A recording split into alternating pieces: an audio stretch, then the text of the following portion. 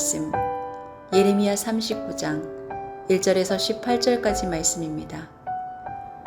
유다왕 시드기야 제9년 10째 달에 바빌로니아 왕 느부갓네살이 그의 모든 군대를 거느리고 예루살렘을 치러 올라와서 도성을 포위하였는데 시드기야 제11년 넷째 달 9일에 마침내 성벽이 뚫렸다. 바빌로니아 왕의 고관들이 모두 성 안으로 들어와서 중앙 대문에 앉았다. 네르갈 사레셀과 삼갈르보와 살스김 곧 랍사리스와 다른 네르갈 살레셀 곧 람막과 바빌로니아 왕이 보낸 다른 고관들이 모두 앉아 있었다.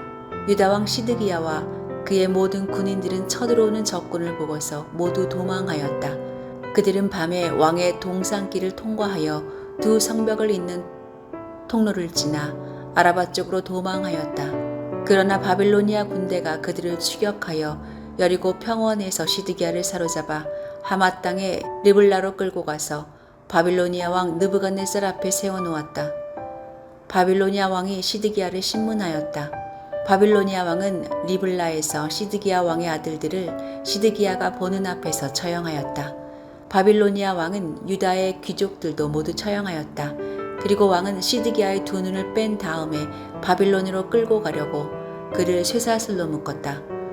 바빌로니아 군인들은 왕궁과 민가에 불을 지르고 예루살렘의 성벽들도 허물어 버렸다.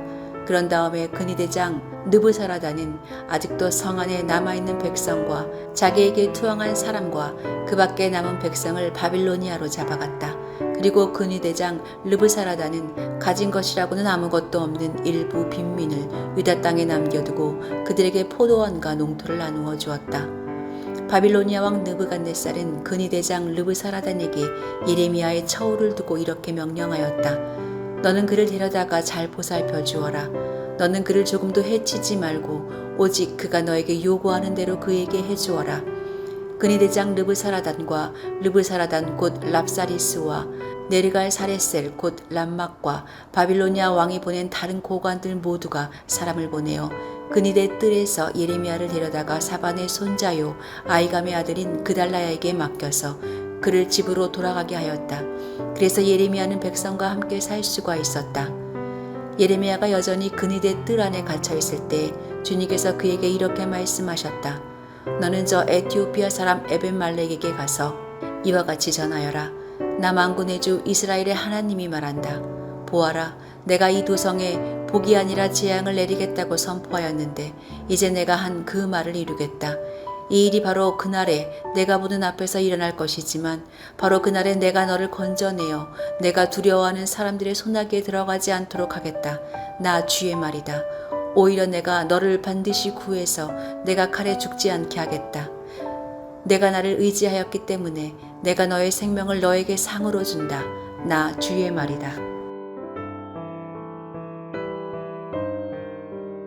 사람이나 짐승들이 아무 의심 없이 걷다가 빠져서 목숨을 잃거나 사로잡히도록 하는 함정은 보기에는 평탄해 보이고 다른 곳과 차이가 없어 보이도록 설치합니다. 당연히 위험하다는 표시도 되어 있지 않습니다. 세상 사람들에게는 성공으로 가는 길로 위장된 길, 크고 넓어 보이는 좋은 길이 영적인 함정입니다. 그러나 예수님께서는 우리에게 오셔서 세상 사람들이 걷기를 선호하는 이런 길들은 죽음에 이르는 함정이라고 미리 알려주셨습니다. 그리고 좁은 문, 좁은 길로 걸어가는 것이 생명으로 가는 길이라는 것을 알려주셨습니다. 믿는 사람들에게 성공으로 가는 것으로 보이는 길은 더 이상 함정이 아닙니다. 그럼에도 아직 그 길을 걷다가 죽음에 이르는 이들이 많이 있습니다. 예레미야 시대에도 하나님이 알려주신 생명의 길을 마다하다가 결국 죽음에 이르는 길로 걸어가는 이들을 만날 수 있습니다. 시드기야 왕 제9년 10째 달에 시작된 바벨론의 공격을 예루살렘 사람들은 1년 6개월 동안 막아냈습니다.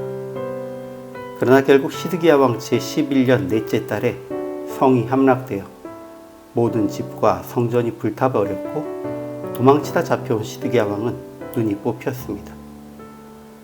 그리고 성중에 남은 백성, 항복한 이들은 바벨론의 포로로 잡혀갔지만 예레미야는 느부갓네살이 그를 선대하라는 명령에 따라 유다와 예루살렘에 남겨진 백성 가운데 살게 되었고, 예레미야를 고관들의 손에서 건져냈던 구스인인 에벤멜렉도 죽지 않고 구원을 얻었습니다. 예루살렘 성과 그 안의 백성들을 희생시키면서 버텼지만 결국 1년 6개월을 더 버텼을 뿐이고, 항복했다면 평안히 바벨론에 잡혀갔을 시드기야는 아들들의 죽음을 목격한 후 두 눈을 뽑혔습니다. 하나님이 마지막 허락하신 구원의 방법을 거절한 결과였습니다. 피할 길이 없는 것이 아니었으나 결국은 최악의 상황을 자초한 것입니다. 시드기야 왕과는 반대편에 예레미야와 에벤멜렉이 있습니다. 예레미야는 사람의 수치를 먼저 생각하지 않고 하나님의 계획을 생각하고 그 뜻을 끝까지 전한 사람이었고, 에벤멜렉은 모두가 불의할 때에 하나님의 공의가 어디 있는지를 고민하고 왕에게 조언한 사람입니다. 환난과 재앙이 아예 없을 수는 없습니다. 그렇지만 이 어려움 때문에 두려워할 필요는 또한 없습니다. 하나님께서는 당신의 뜻을 전하고 실천한 이들을 자유케 하시고 안전하게 보호하시겠다는 약속을 반드시 지키시기 때문입니다. 신실하신 하나님의 약속을 믿으십시오. 그리고 지금 당장은 이해할 수 없고 사람들에게 손가락질과 핍박을 당할지라도 생명의 길이라고 보여주신 그 길을 순종으로 걸어가십시오.